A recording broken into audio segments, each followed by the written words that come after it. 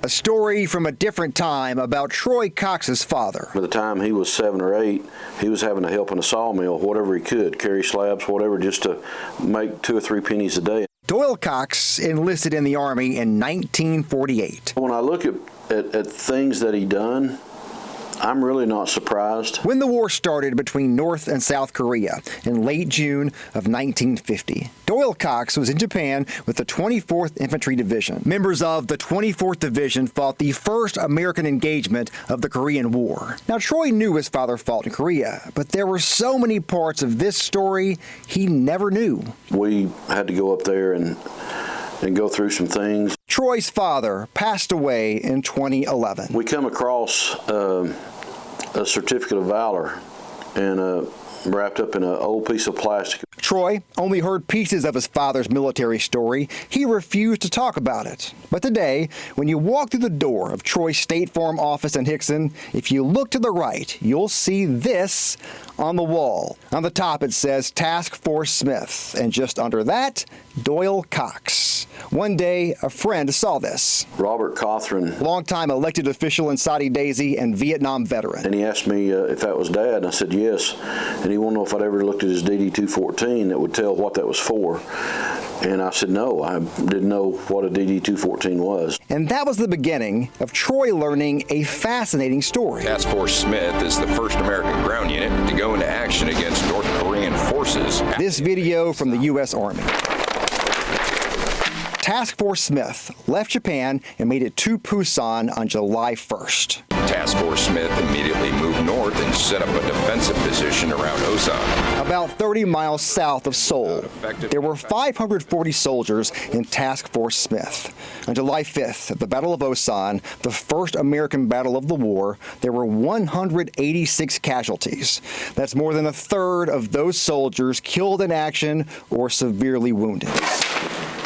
This study, Task Force Smith and the 24th Division in Korea, by the Army Command and General Staff College, says in the first 2.5 weeks of the war, the 24th Division suffered more than 3,600 casualties, a 30% loss rate, a loss rate greater than Iwo Jima and equivalent to Pearl Harbor and Omaha Beach.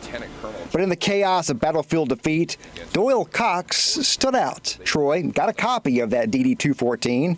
His father was awarded 5 Bronze Stars, 3 with a V device for valor in combat. Now, Troy does remember hearing one story about some of this. In the 70s, a man named Freddie Johnson came for a visit. Dad, went up the 70 or 100 feet, whatever it was, and drug him back, taking fire. His helmet actually got shot. Listening to Freddie, Dad never told me this. Freddie said your dad had 2 bullets graze his helmet as he's pulling me back, but he wouldn't let go of me. Doyle saved Freddie's life, and Troy never heard that story again until Senator Marsha Blackburn's office got his father's military record. Parts of the file were destroyed by a fire, but the citations for 2 of those Bronze Stars were in there. One was from the story about Freddie Johnson. Troy says both were from the Battle of Osan. He was also injured twice in the war but refused medical treatment. Doyle Cox did remarkable things in combat, most of which he never said a word about. Dad had a temper. My 2 boys softened that temper up and really got him to open up. I got the best version of him, I think. His military history was just not something that we ever talked about.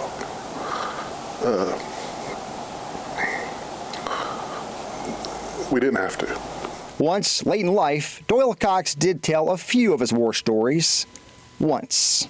I always looked up to him, admired him, and we both respected him, but that's a whole nother level of admiration. Today, just outside of Osan, there's a memorial for Task Force Smith.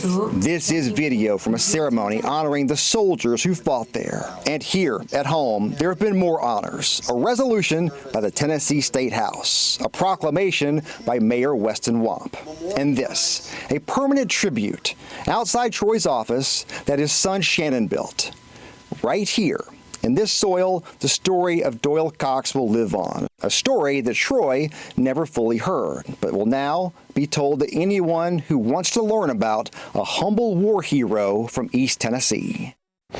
Doyle Cox's story is just remarkable. We'll have an extended version of this story next week on our podcast, Tomorrow Town, Tennessee.